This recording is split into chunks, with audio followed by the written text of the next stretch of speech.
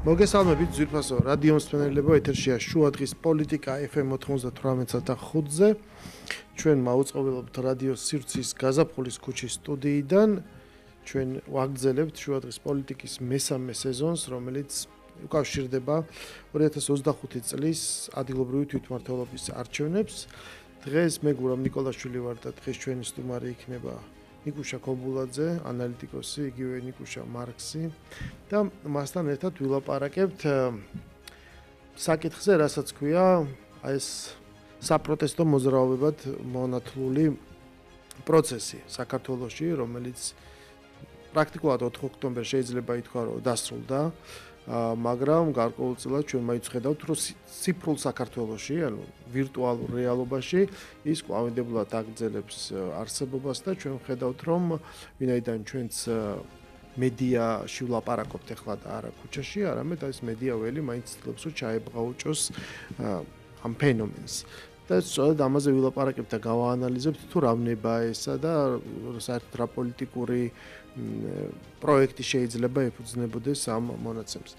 ჩვენ სათაურად ავირჩიეთ ესეთი რამ ტერმინი, რომელსაც წავაწყდი სოციალურ ქსელში, ერთმა აღარ მახსოვს სახელი, ვინ გამოიყენა, ეს არის მეტაფორა, ერთგვარი საზარბაზნე ხორცის, ეს არისო საგამზირე ხორციო, როგორც იყენებენ ამ ადამიანებსო, ის რასაც ჩვენ ხედავთ ყოველდღე რუსთაველზე. ანუ ეს აბსოლუტურად სრულიად უკვე გაცვეთილი ფარსი, რასაც ჩვენ ხედავთ, რომელიც უკვე საერთოდ აღარ ექვემდებარება საღაზრს და მე ძალიან მიხარია ხოლმე, როდესაც ხედავ ალაგ-ალაგ კომენტარებს, ანუ ის ვინც ოპოზიციურად არის განწყობილი, თანდათანობით, ანუ დღეში ერთი ადამიანი მაინც შეიძლება დასახელო, ვინც ხვდება, რომ თუ უნდა ოდნავ მაინც, ანუ რაციონალურ თუ გონიო ადამიანად აღიქმებოდეს, საჭიროა რომ მიხვდეს, ანუ რაღაც დააფიქსიროს, რომ ის რაღაც რაც გადადის უკვე სრულიად აბსოლუტურ სიგიჟეში, სიშლეგეში, უკვე უშინაარსო, არ ვიცი რა დავარქვა ამას, რაღაც პროცესიაში, რაღაც ვახხანალიაში, თავის აი ანტიკური გაგებით, ხო, რომელსაც უკვე ანუ პროცესისთვის არანაირი შინაარსი, არაფერზე ლაპარაკი, ეს არის ძალიან მნიშვნელოვანი, რომ თანდათანობით გაირკვეს, რომ როგორ თქვა, ანალიზი შეიძლება გაუკეთდეს ამას, ანუ რა სახელი შეიძლება დაერქვას, ხო? ამიტომაც რა შინაარს ატარებს ეს ტერმინი საგამზირე ხორცი, რომელიც ძალიან მძიმე და შეიძლება ითქვას შეურაცხყოფელიც არის, მაგრამ ძალიან ზუსტად აღწერს იმას, რაც ხდება, იმიტომ რომ ეს კვეთავს არა პირველ რიგში იმ ადამიანებს, ვინც იქ წინ დგას, რომელიც ხელოვნურად ძაბავ სიტუაციას ცდილობს, რომ ეს ყველაფერი მოინათლოს რაღაცა ბრძოლად და რომელიც ინსპირირებული არის სხვა წინა საუკუნეების ესეთი მხატვრულ ალუზიებად, ხო? 90-იანი წლები იქნება, თუ მანამდე 20-იანი წლები იქნება მე-20 საუკუნის, თუ მანამდე კიდე ზოგიერთმა ადამიანმა, ნუ აი ხო უსმენ ხოლმე ვიდეო ამოგივარდება, რომ ეს არის დიდგორი, რომ დიდგორში ქართველები ისე ომობდნენ 3 საათი და ბოლო ნახევარ საათში შემოატრიალეს. ანუ ჩვენ ხედავთ აი ამ ინფანტილიზმით, მხატვრული რაღაც ალეგორიებით, აბსოლუტურად შეთხსული რეალობებით ინსპირირებულ ადამიანებს, რომლებიც აი ესე პირდაპირ ეტაკებიან ამ სისტემას და შემდეგ ხდებიან საბედნიეროდ არა ისეთი მსხვერპლი, ესეც კი ერთგვარად შეიძლება ითქვას, რომ ტრაგიზმისგანაც კი დაცლილია. ტრაგიზმს ბადებს მთლიანად ამ სიურეალიზმი, რაც იქ ხდება, რომელსაც უკვე რეალობასთან არ გააჩნია შეხება. იმიტომ რომ იქ იწერება ტექსტები, რომ აი ჩვენ ესე ვიბრძვით საქართველოს, ცდილობენ ზოგი რაღაც წერილი ხელნაწერი გამოაგზავნონ, თითქოს აი რაღაც მარო მაყაშვილის დღიურები იყოს ან რაღაცა ეგეთი. ხო და იქ მე მიდიან უბრალოდ იზოლატორში და აი ამ სცენას შესაბამისად აკლდებიან და ძალიან ცდილობენ, რომ მათ რაღაცნაირად გამოიწვიონ მეტი ბრუტალიზმი. ეს არ ხდება.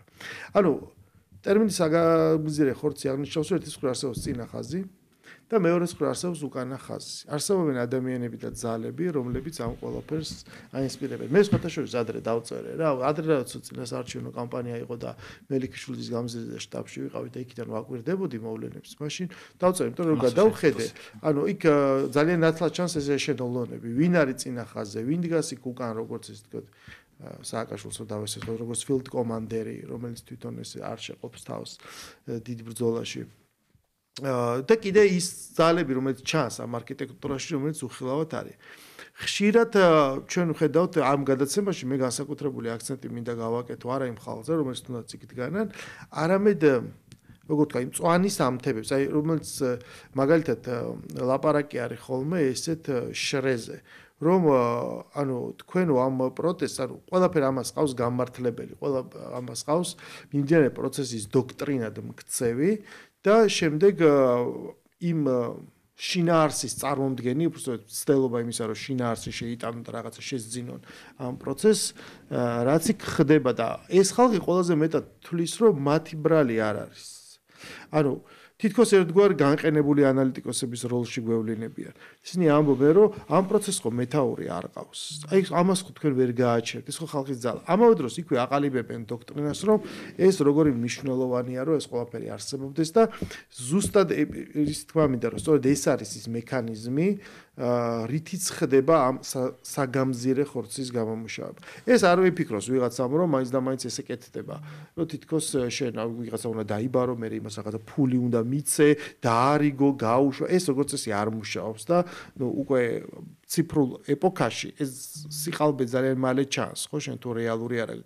ეს ხდება ზუსტად манипуляციას. მან აქ ერთ-ერთ კომპონენტს ასრულებს, მე მათ ვარ დარწმუნებული და შემიძლია ამ არქიტექტურაზე ნებისმიერ ადამიანს ველაპარაკო, როგორ მუშაობს ეს, რომ აი ეს ციფრული მედია ახერხებს ამ ყველაფრის გამართლებას. ის აძლევს ამ შინაარსს თუ რანაირია სამყარო, ის აღუწერს, ისეუნება ზოგს მოაქვს რაღაცა. შეგვიძლია ისიც ვთქვათ, რომ მაგალითად რომელი მედიები აკეთებენ ამას, ხო? ძალიან მარტო შეგვიძლია. არა, ეს მარტო მედიები არ არის, ეს არის აქტორებიც. კი, აქტორები, მედიები, NGO სექტორები. ურამე, შენ თქვი ძალიან კარგი რაღაცა, სხვა შორის ძალიან მომეწონა, იმიტომ რომ მეც მაგაზე ვფიქრობ. არის ერთი დეტალი. პირველი, უნდა ვთქვათ, რომ არის ასეთი ძალიან ესეთი მნიშვნელოვანი ნაწილი ამ პროტესტების. ეს არის ის, რომ პროტესტებს არ ყავს ლიდერი, ეს არის სპეციალურად გაკეთებული თემა, იმიტომ რომ როცა არის ლიდერი, შენ შეიძლება მიხვიდე ამ კონკრეტულ ტიპს მოთხოვო პასუხი. იმიტომ რომ რაც ახლა ხდება, ანუ ეს არის სიტუაცია, რომელიც ნებისმიერ ნორმალური ადამიანს ხმე რო ვიყო, მე ძალიან დიდი ხნის განმავლობაში, დავშვათ ნაციონალურ მოძრაობის დროს ვიყავი საპროტესტოდ განწყობილი ადამიანი და ძალიან ნეგატიურად ვიყავი განწყობილი პროცესების მიმართ და სულ ვიდექი ქუჩაში და ვიბრძოდი და ხედავდი და მახსოვს ერთი რამე, რომ მაგალითად 2009 წელს, როდესაც იყო პროტესტები და გრეჩიხას პროტესტებმა არ გაამართლა, ხალხი იყო უკმაყოფილო გრეჩიხას მიმართ. 2007 წელს თუ 6 წელს, როდესაც სალომე ზურაბიშვილმა გამოიყვანა ხალხი პირველად და შემდგომ აბსოლუტურად სულელურად დაშალა, ყველა იყო გაბაზებული სალომე ზურაბიშვილის მიმართ. ანუ ლიდერები როცა იყო, შენ კონკრეტულად იცი, ვინ არის დამნაშავე და შენ მიდიხარ ამას მოსთხოვ პასუხს. ეხლა არის პირიქით, რომ ეხლა რომ ლიდერი რო არ არის, ეს იწვევს იმას, რომ ფაქტიურად პასუხისმგებელი არავინ არ არის და აქ არის ერთი დეტალი, რომელზეც ბევრ ძველ სოციოლოგებს აქვთ შესწავლილი, ამბობენ ასეთ რამეს, რომ ასეთ დროს ამ საპროტესტო მოძრაობაში წარმოიქმნება ელიტა, რომელიც ცხოვრობს ამ პროცესით. ანუ მე რაც გულისხმობ რა, რომ მე და შენც და ყველას ვინც ჩვენ დავშოთ ამ ვაფასებთ პროცესებს შეხება გქონდა ადამიანებთან, რომელსაც გიჟის გარდა ვერაფერს ვერ უწოდებ. მე აქ შეიმინგს არ ვახდენ. ანუ მართლა რა, ანუ ვიცნობ. ხო, აი, მართლა ვიცნობ ადამიანს, რომელიც ხმა და ყოველთვის გაივლიან უბრალოდ. არა, მართლა, ანუ ხმა და ყოველთვის ფსიქიკური პრობლემები აქვს. ეს ანუ თუ ადამიანს თქვა შეიძლება ჭირდეს რაღაც დაავადება, ხო? ერთმა დაიფაროს და სიმსივნეში, ფსიქიური სტიგმატიზება ეს არის. ფსიქიური დაავადება არის ჩვეულებრივად ისე როგორც შეიძლება ადამიანს ნებისმიერი სხვა დაავადება ქონდეს. კი, არა, იმიტომ რომ მე მახსოვს, ანუ ერთ-ერთმა მაგათმა ლიდერმა ღამის 2 საათზე 25 ვოისი გამომიგზავნა, სადაც ტიროდა. და ბოლოს რომ მიწერე რა გინდა მეთქი, პროსტა ან შემეწოდა მეთქი. მე სიცის ვიდეოები ისინი ვოისები გამომიგზავნა და ანუ მართლა რა და რას ვამბობ? უყურე, არის ერთი დეტალი, რომ მასაც ყოველდღეს არ აქცევენ, რომ ეს პროტესტი არის, რომ ლიდერი არ ყავთ, ოკეი, გასაგები ამას აქვს დადებით და უარყოფითი მხარეც არის ის, რომ უკვე იქ არის ხალხი, რომელსაც უკვე იდეა ფიქსია აქვს. აი გუშინ ვნახეთ, რომ უკვე იმდენად ცოტანი იყვნენ, რომ ფაქტიურად ვერ გადაკეტეს. და დღეს რუსთავი ორმანო დაწერა, რომ აი 329 დღეს ვერ გადაკეტეს ქუჩაო. დღეს ვნახე რამოდენიმე პოსტი, სადაც ვიღაცები წერენ, რომ 2 წუთით მაინც გადავკეთეთ, იმიტომ რომ უწყვეტი პროცესი და რაღაც გამარჯვება გქონდეთ, რომელიც ზუსტად ეს მინდა თქვა, რომ არ არის სინამდვილეში ეგეთი რამე არ არსებობს. ვერაფერი პროცესი ვერ იარსებებს ორგანიზების და გარკვეული ჩარჩოს განსაზღვრის გარშემო. უბრალოდ შეიცვალა მიდგომა და მეთოდიკა. რა ადრე საჭირო იყო ეს ვიღაც ლუსტრირებული, ან წინ მდგომი ადამიანი. მე მივიღეთ რაღაცა არაფორმალური თემა, ხო, ვიღაც შეიძლება მივხვდით უკვე. ვიღაც შეიძლება ითქეს წინ, ვიღაც შეიძლება ითქეს უკან არ ჩანდეს და ჩვენ ვიღებთ ესეთ ფიგურებს, ხო, მაგრამ თანდათანობით უკვე საერთოდ სხვა ეს ღრუბლოვან მართლობაზე გადავა. დავამატოთ მაგას. ანუ ერთი შრე არის რომ არიან ბავშვად გიჟები, რომლებსაც იყენებენ და რაც ყველაზე რთული არის ამ გიჟებს უკვე საკუთარი დღესასრიგი აქვთ. და ძალიან ხშირად რასაც მე ვატყობ რომ ხო ხტები ანუ ვინც უკან დგას იმ ხალხსაც ძალაუნებურად უწევთ ამ გიჟებს რომ რაღაცას რო ჩაუნერგავენ ამათი გათვალისწინებაც. ამიტომაც არის რომ ძალიან ხშირად რაღაცები რაც ხდება ვერაკონტროლებ ხარ თუ ანუ მე რატო გულისხმობ ვისაც უმუშავია ხალხთან და 5 კაცზე მეტთან ქონია შეხება რომ რაღაცა დაუვალებია იცის რომ აუცილებლად ხდება ისეთი გაუთვალისწინებელი რაღაცები, რასაც ჩვენ უბრალოდ ვერ წარმოიდგენ. მე ახლა წარმომიდგენია, რა ხდება ამ პროცესების დროს, რამდენი თან როცა საუბარი არის ადამიანებს, რომც მართლა პრობლემები აქვთ. პლუს ამას ემატება, რომ ახლა მოდი ვთქვათ რა, რომ მე ძალიან მეცინება, როცა ვაკვირდება. მაგალითად, რადიო თავისუფლება. საკმარისია, რამე არაადეკვატურობა მოხდეს აქციაზე, რომ ისინი აკეთებენ რას? ამ ადამიანის ფოტოს გამოაჭენებენ, მას პროფაილინგ, მას აქცევენ გმირად, მას აქცევენ რაღაცა წამებულად, თანაც უკვე ხა რა დაიწყო. ახლა ლევანს ჰქონდა ჭოტორლიშვილის ძალიან კარგი სტატუსი, რომ აი უკვე დაიწყო პროცესიო, რომ ესო პონტად იქცაო რა, რომ ანუ როც მიდიხარ და გიჭერენ, ეს არის რაღაცნაირი CV, რომ შენ გქონდეს რომ აი ტირანულმა რეჟიმმა დაგიჭერდა, თანაც ერთი დეტალიც არის ახლა რომ ოდესაც არ გებრძვიან და როცა შენ იცი რომ შენი დაჭერა იქნება უსაფრთხოდ, ანუ მართლა ისე გამოდის რომ რაღაცა, ანუ ერთი კვირით უბრალოდ მიდიან ციხეში, რომელსაც რაღაცა აი ეს ხო არ არის? ჩვენ ვიღებთ ხალხს ჩვენ ლაპარაკობ, ჩვენ ვიღებთ პროფანაციას. ზუსტი სიტყვა ეს არის პროფანაცია. ანუ არსებობს ერთი მაჰათმა განდი, ერთი ნელსონ მანდელა, მარტინ ლუთერ კინგი, ხო, რომელსაც ჩვენ ვიცით, ნახეთ ამ ადამიანების ცხოვრება არის, ხშირ შემთხვევაში შეიძლება წინააღმდეგობრივიც კი, მაგრამ ამას გმირის სახე იტანს. შემდეგ ჩვენ ვხედავთ აი ამის რაღაცა fake ვერსიებს, რაღაც ყავს და ძირითადად ციფრულ სივრცეში გადატანეს, ну ერთ მთავარ ამას უნდა დააკვირდეთ. არაფერი არ ხდება, ყველაფერი როგორც ადამიანი პროცესს ხედავს და აღიქვამს, ეს ყველაფერი ხდება ციფრულ სივრცეში. ანუ ადამიანი არ ჩადის, ხმას არ უწევს, არაფერს არ აკეთებს, თუ არ დარწმუნდა ჯერ რომ მასზე მოშორილი არის კამერის ობიექტი, იქნება ეს ტელეფონი თუ ნამდვილი კამერა თუ რომელიღაც მედია.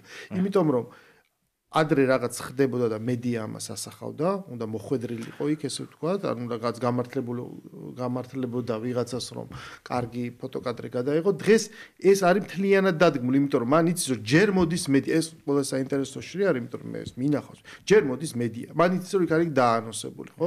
როგორც სტადიონზე სანამ გუნდები გამოვლენ, ჩართულია კამერები, ანთებულია შუქი და ტრიბუნები არის შევსებული. აი ესე იდგმება ის, რაც მონათლული არის ამ რეალურ პლუს დაუმატოთ ძალიან მნიშვნელოვან როლს თამაშობს უცხოეთი. ანუ მე რას გულისხმობ რა, რომ ახლა სიამაღლობელს მისცეს სახაროვის პრემია. ანუ ახლა ჩვენ ხო ვიცით, ანუ მე რას გულისხმობ, საქართველოში ყოფნა ადამიანებმა ხო ვიცით, რომ ამ ქალს არაფერი არ გაუკეთებია რეალურად. გარდა იმისა, რომ უბრალოდ მოიქცა რა ადეკვატურად. როცა უთხრეს რომ ბოდიში მოიხადეო, მე ერთ-ერთი ძალიან დიდი NGO-ს ხელმძღვანელი, რომელიც ჩემი კლასელია, მეუბნებოდა, რომ ხელი უნდა დაერტყაო. ანუ არ შეელო, არ დაერტყაო, რომ აი ისეთი შეაწყობა. მე აყენ, ანუ ფაქტიურად ხო ხდება, ანუ რა ხდება? წახალისება ხდება რა. ანუ არის NGO სექტორი, რომელიც მართლა ფულს ხდიან. ანუ ხო ვიცით, რომ ანუ აი რატო იყო დატავშვეთ წინააღმდეგობა ამ კანონზე, ხო გახსოვს ორის განმავლობაში, იმიტომ რომ ამ კანონის მეშვეობით ჩვეულებრივი მოქალაქეებისთვის ხდება უკვე ცხადი, რომ სად უნდა დაიხარჯოს ფული, ვინ რა ფულს აიღებს. ჩვენ ვიცით და ჩვენ გავიგებთ, რომ ეს NGO სექტორს უცხოელები ევროპაში ძალიან ბევრი ჯგუფები ცდილობენ გამოიყენონ საკუთარი მიზნებით. ანუ საქართველოში ნებისმიერი სიგიჟე, რომელიც ჩვენთვის სიგიჟეა, მათთვისაც ბევრისთვის სიგიჟეა, ევროპაში იქნება წახალისებული, მათ შეიძლება გრანტი მისცენ. მათ შეიძლება რაღაცა ნეიმინგი გაუკეთონ, სახელი გაუკეთონ, მე შეიძლება მიიწვიონ უნივერსიტეტში. მართლა არის უკვე, იცი როგორ მომენტია, რომ ფაქტიურად უკვე ისე გამოდის, რომ იქ არის რამოდენიმე შრეჩეგვილი ან თავყოთ ერთი არიან ადამიანი, რომელიც მართლა პრობლემები აქვს. მეორე ადამიანი არის, რომელიც კარიერას იკეთებს. რომ იტყვის, რომ მე რადიო თავისუფლად შენი პროფაილი თუ არსებობს, ეს უკვე არის ფაქტიურად სევია, მე პლუს ამას ხარ დაჭერილი, ხო? არსებობს, რომ ხარ დაჭერილი. ის რომ შენ დაგიჭირეს, იმიტომ რომ პროსტა არაადეკვატურად მოიქეცი, ეგ ხო არ ჩანს. ქაღალდებში ყველაფერი მოწესრიგებული. არა ხო, ქაღალდებში შენ წარმოიდგინე, ჩადიხარ ამერიკაში, თან შეიძლება რაღაც ხარ გეი. იტყვი რომ საქართველოში იყო რაღაც აქციების ფოტოებს აჩვენებ ნიუ-იორკ ტაიმსმა დაწერა ან რაღაცა რომ საქართველოში იყო საპროტესტო, შენ უკვე გაქვს ყველაფერი გაქვს CV იმისთვის რომ რაც შენი მიზანია რომ დავუშვათ მიიღო დასავლეთში ან გრანტი ან სწავლა ან რაღაც ამას მიიღებ.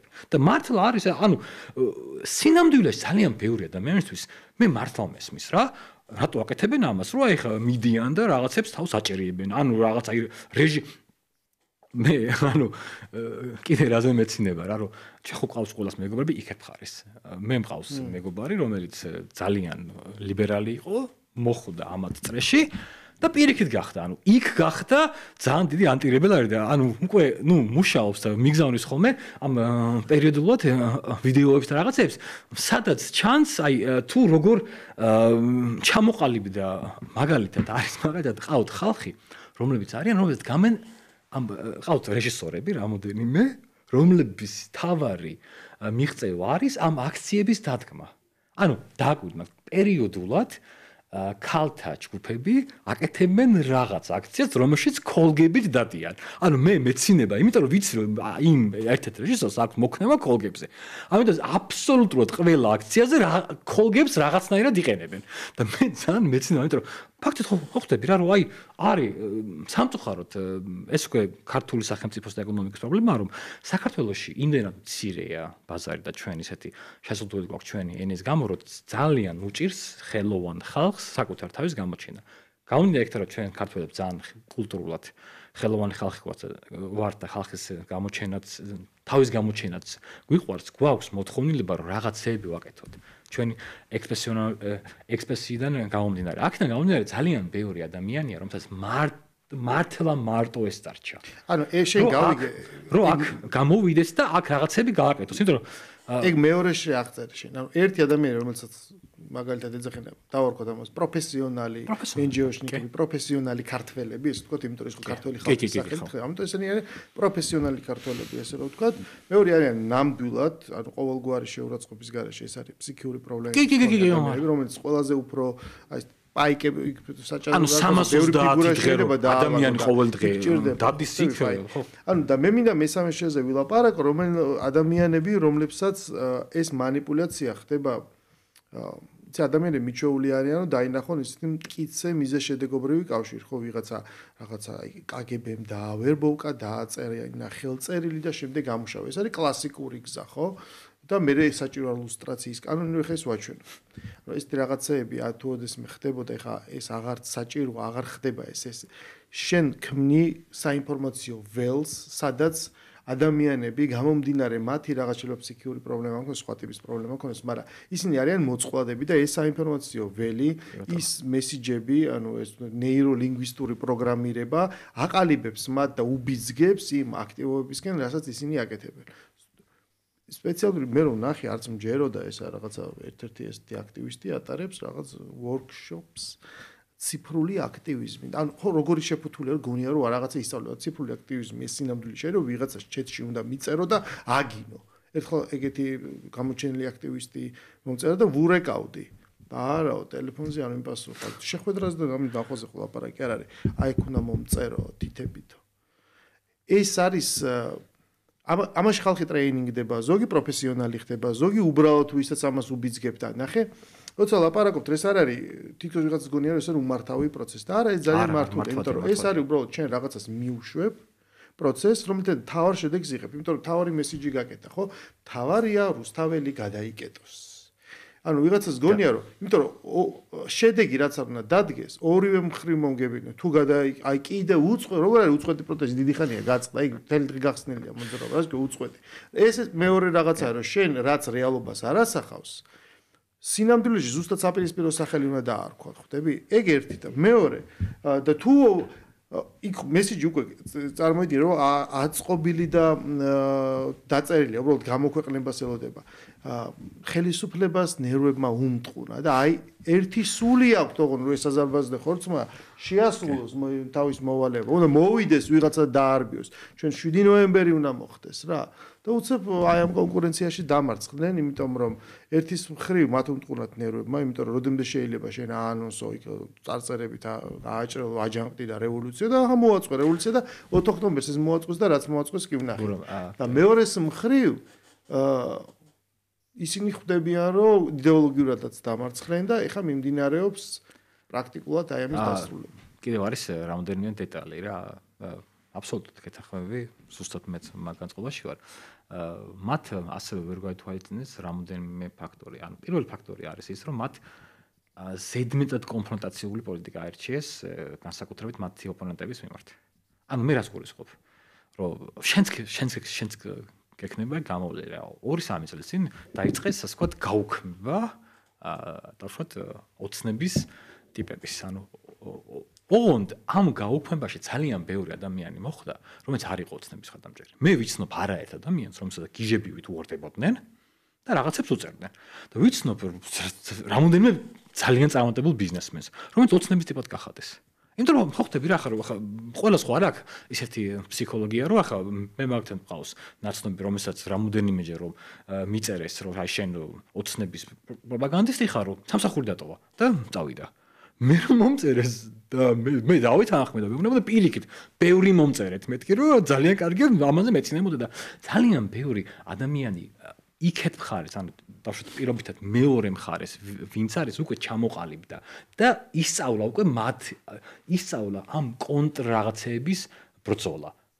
ანუ უკვე დღეს ამ ყველაფერს უპირისპირდება მეორე მხარეს შენ ამბობ რომ ადამიანები გაერკვნენ ამ არქიტექტურაში ძალიან ბევრი რომ მათივე ენაზე რო თქვა ამ ეკოსისტემაში კი ანუ მე რას გულისხმობ გოიცი რომ მე მაგალითად ძალიან მეცნება რომ თვითონ არიან დარწმუნებულები რომ ქართული ოცნებას მართავს რაღაცა გიგანტური რუსული FSB-ს სისტემა რომელიც რუსებს არ აქვს თვითონ და ვერ მართავენ და ეს ხალხი არიან რომელიც ფეიკებზე ეგებიან იმ რაოდენობის ფეიკები ანუ მე აღმოაჩინე რომ მაგალითად ქართული ოცნების ხარდამჭერებს აქვს აბსოლუტური უნარი აღმოაჩინოს მომენტალურად ფეიკი მათ არ აქვს ანუ ამ ხალხს ჩამოუყალიბდა ფსიქოლოგია რომ მათ უკრაინაში შეიჭრა ერთ-ერთი მიზეზი რის გამოც ხო თავიდან ხო და ან 3 დღეში კიევს ავიღებთ ნუ ანუ რომელიც სამხედრო თვალსაზრისითაც უბრალოდ PR პროპაგანდა იყო იმიტომ რომ ის რაოდენობა იმ დესანტის თუ ძალის 150 მილიონზე ესე იგი ეს მოკლედ მარტივად დათვლადია და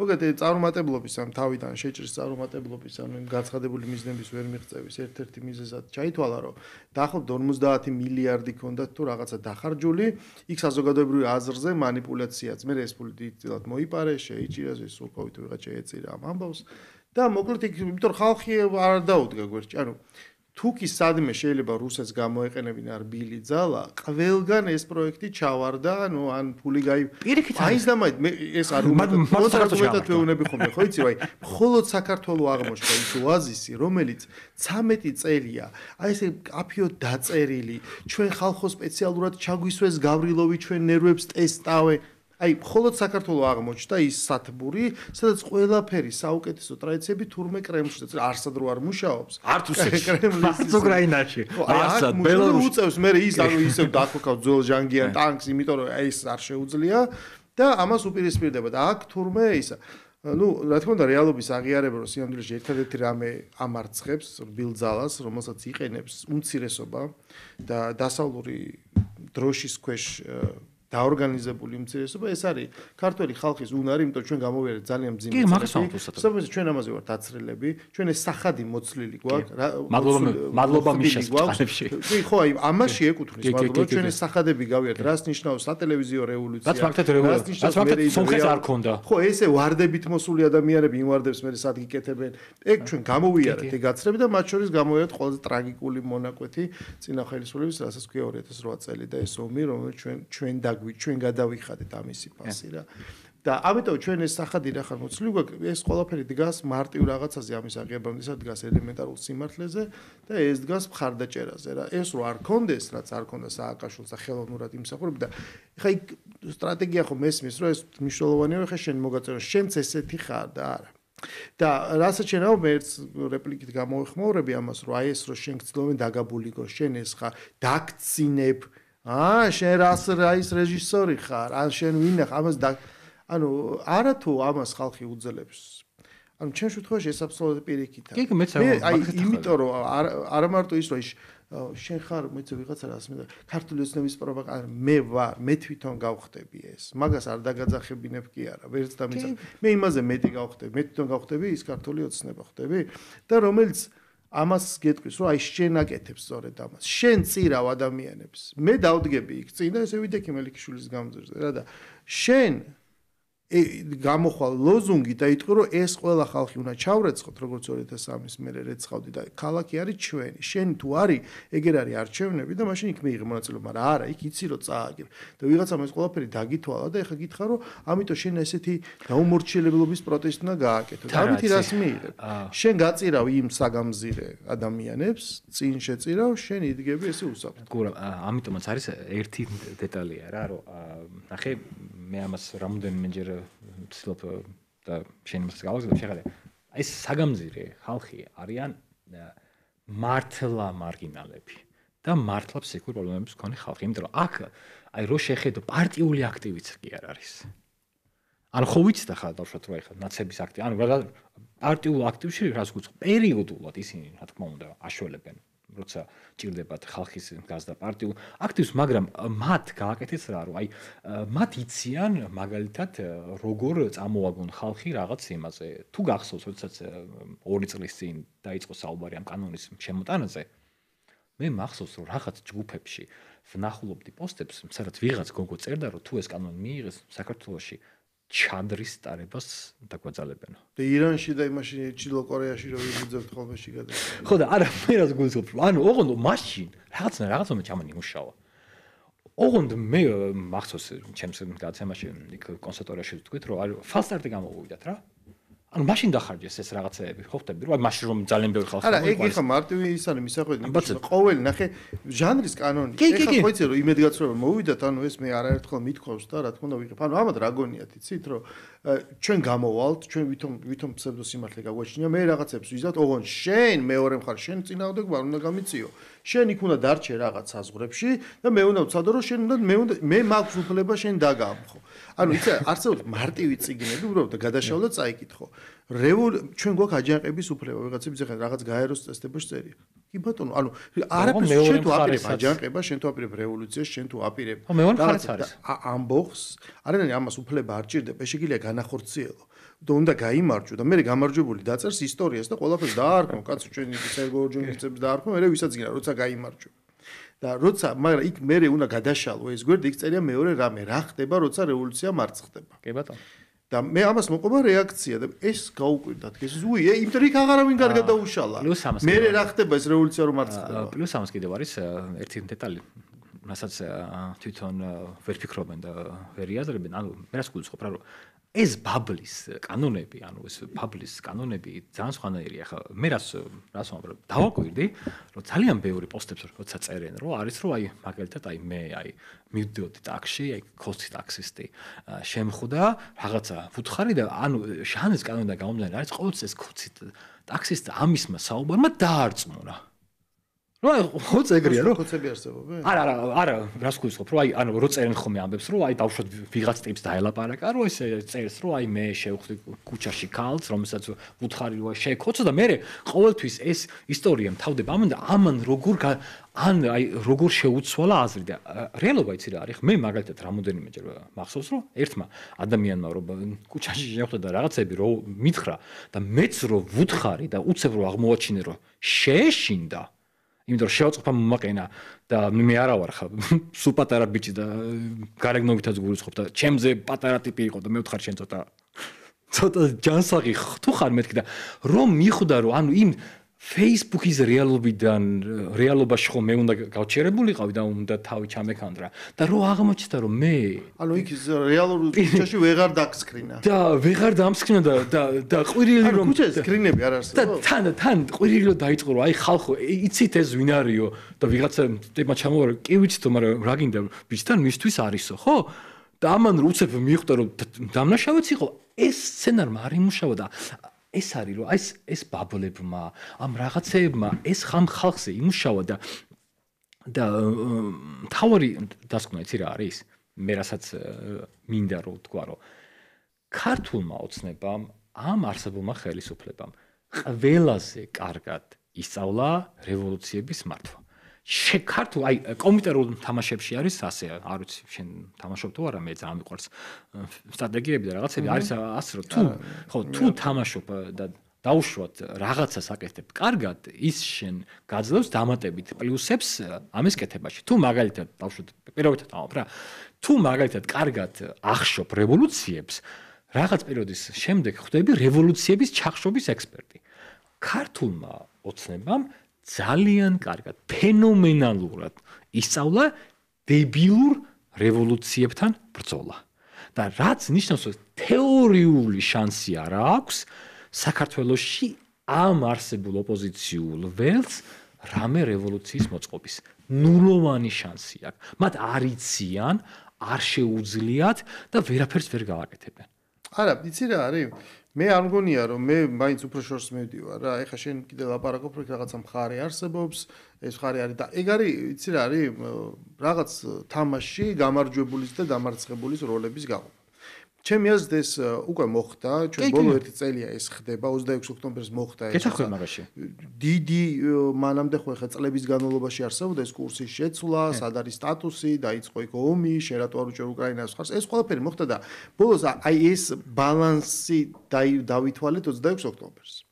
მაგრამ ეს მარცხი აღმოჩნდა მიუღებელი და დაიწყო პროტესტების ახალი ტალღა, რომელშიც ხელისუფლებას შესაბამისად ჩაერთო, იმიტომ რომ მან თქვა რომ მე არ დაგელოდები. ეს არ იქნება 1917 წელი რა, ლენინს რო აცალეს მესამე ჯერზე სანამ წარმატებული რევოლუცია არ მოაწყო. არა, ესე არ მოხდა, იმიტომ რომ ჩვენ ამას უკვე მივხვდით.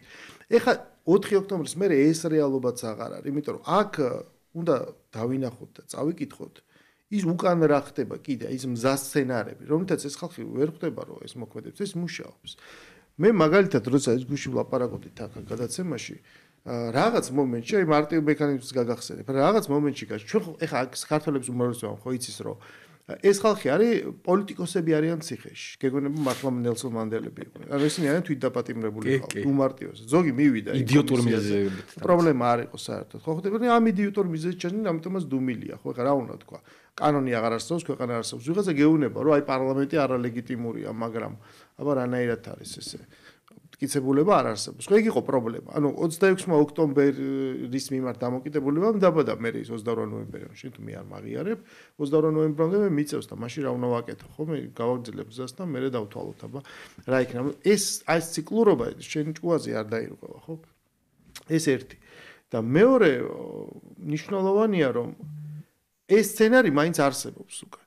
იმიტომ რომ რაღაც მომენტში გაგახსენებ, გაჩნდა ეგეთი მოსაზრება, რომ იცი რა არის ამ ზიაზე, რომ ძალიან დავკონცენტრირდით. ეხლა ხვალ რო უცებ ეს ზია შეიწყალონ და დისკომფორტია ვიღაცებს გავუშვათ ასე და გამოუშვან შეიწყალონ რაღაც მე რა ვშვებით.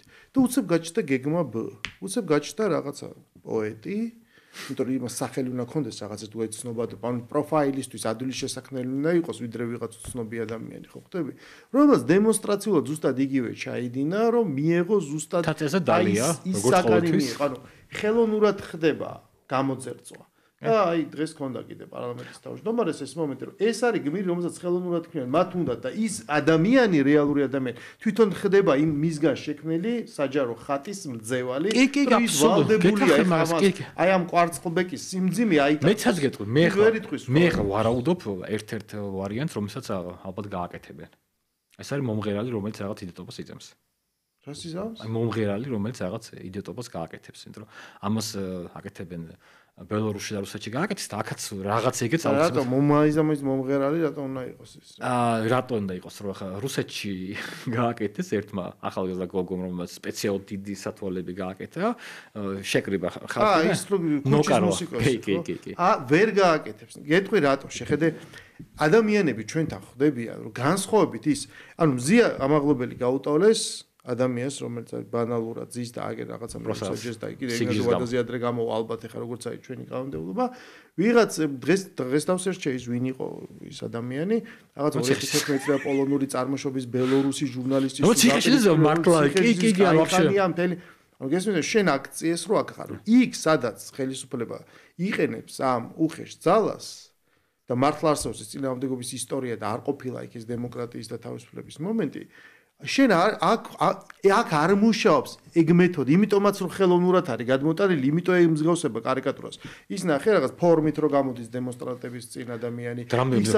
ეს ხდება საცილო, ერთი 10 ჯერ ნახე, ერთი 10 სხვადასხვაობებს ნახე რაღაცა. ქართველი ადამიანი როცა ხვდება რომ ეს რაღაც არის ყალბი, ის აღარ მუშაობს. კი, აბსოლუტურად არ მუშაობს, იმიტომ რომ არანაირი სინამდვილეში თავისუფლების შეზღუდვა არ არის. აი დღეს ხო ბევრი წერს, ეხა აი მე გაჩვენებ შენ ციფრული აქტივიზმის კოუჩებს, რომელსაც წერენ, აი თურმე პირბადის ტარების გამო იჭერენ. ანუ სააკაშვილის ზის პიჯაკების გამო ციხეში. ბაჩო ახალაიაჯი და ვაშლის გათლის გამო, აი ამ ტყუილს რო აჭმევენ ადამიანებს ვინ შეჭამს და პირბადის ტარების გამო ხალხს იჭერენ. არა, ხალხს იჭერენ სახის დაფარვის გამო აქციას. ხო და გურამ, მაგას ვიძახი. აი ამას რო შეცვლი. ანუ ნახე, აი გავიგე რომ ძალიან სუმიაწვევი გაყიდი. მან შეეშალათ რომ ქართულმა ხალხმა ისწავლა მაგის ამოცნობა. ანუ მოსახლეობის დიდმა ნაწილმა, რომელიც დღეს არის მათი ნეგატიურად განწყობილი, ეს ისწავლა. მაგის ამოცნობა ისწავლა. უკვე ანუ ხო ხტები რა, რომ აი ანუ საქართველოს ჩვენ მივიღეთ თაობა, რომ უფროსი ასაკის ხალხმა ფეიქების გარჩევა ისწავლეს. შეიძლება აი ვიდეოებს ვერ არჩევენ, სადაც კატები ღერიან რომ ხო რომ მეც მიჭირს ხოლმე, მაგრამ ანუ ლური გაძარცვეს და გონიათ რომ ხაი კადრები არსებობს. მაგასო, მაგრამ რასაუბრობ რა. მაგასო.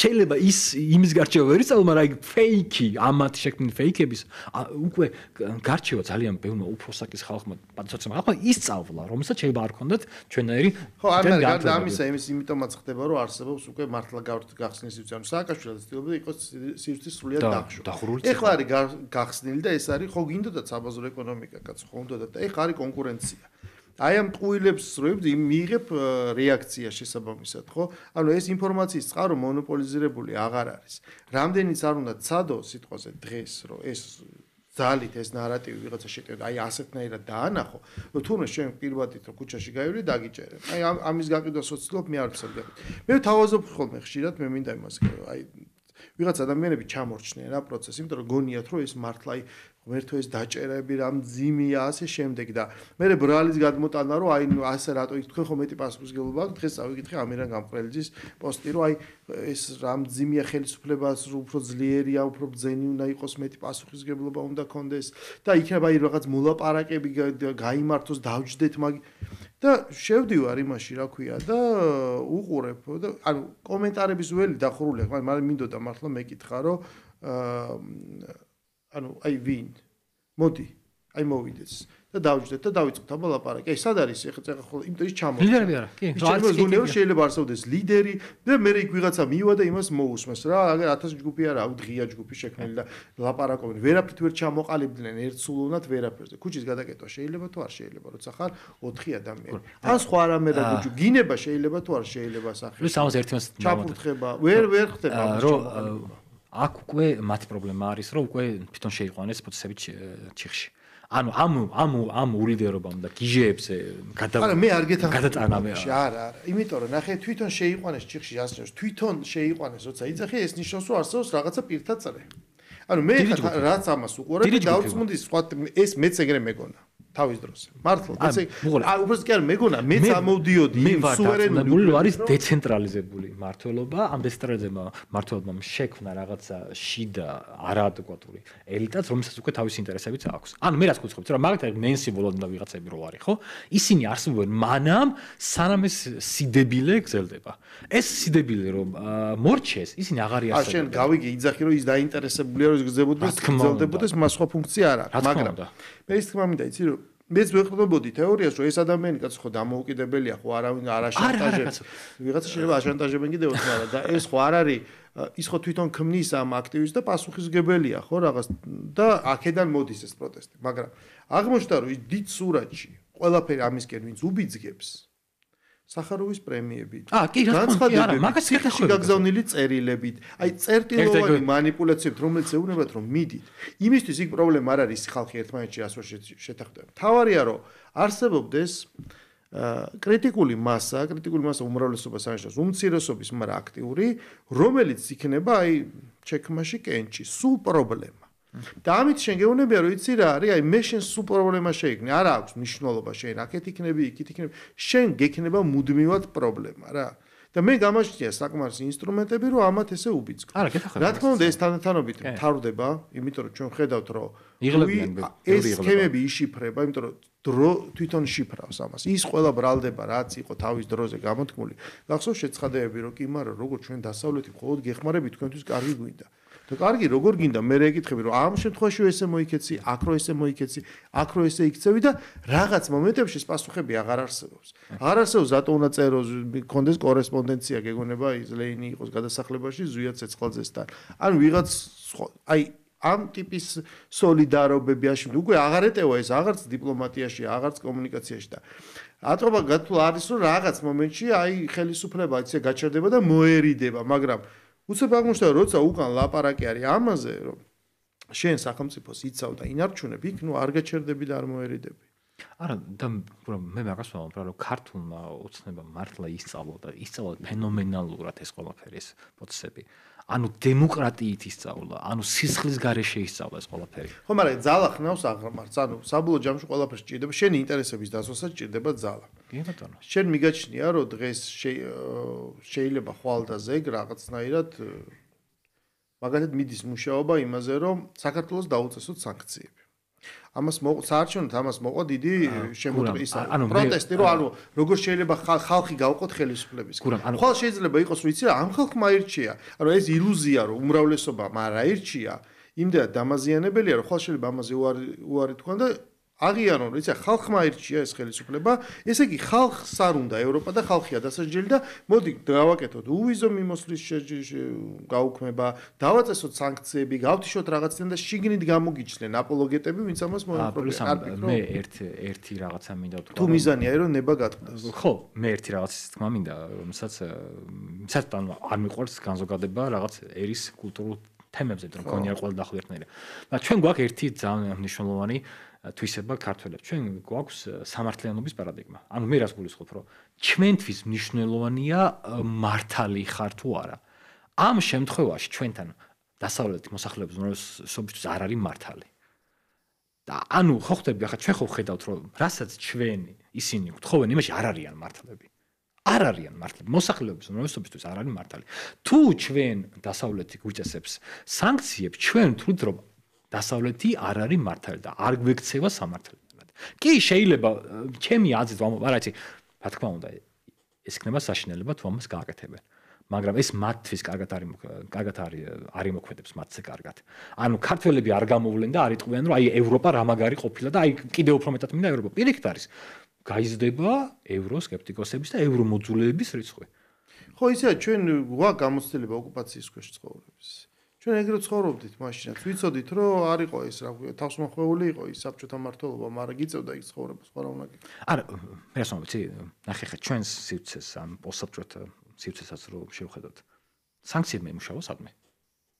ანუ მე ბატონო, ხო, მაგრამ არსებობს ჯგუფი, რომელსაც აქვს რწმენა რომ იმუშავებს. აი დღეს კიდევ დააწესეს. კი, არა, დაასრულეს სანქციები მომენტად.